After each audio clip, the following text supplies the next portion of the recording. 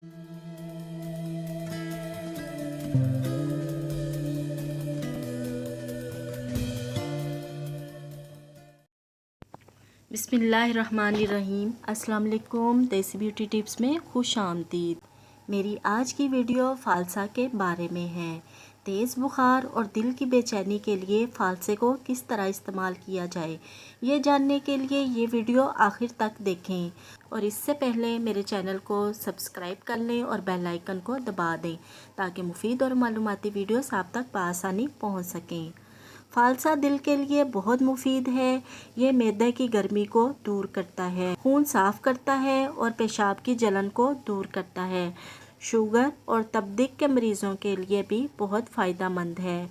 फ़ालसे का शरबत गर्मियों में बहुत फ़ायदा मंद है। तेज़ बुखार में फ़ालसे का शरबत बुखार में कमी करता है और दिल की घबराहट और बेचैनी को दूर करता है। फ़ालसा मौसम गर्मा की पैदावार है, लेकिन ये कुछ चंद दिन ही रहता है। मौसम गर्मा में फ़ालसे से भरपूर इस्तेफ़ादा हासिल करने के लिए इसको लेकर फ्रीज़ कर लें। पूरी गर्मियाँ इससे इस्तेफ़ादा हासिल करें। ये एक बहुत ही अच्छा फल है और ये सेहत के लिए बहुत फ़ायदा मंद है।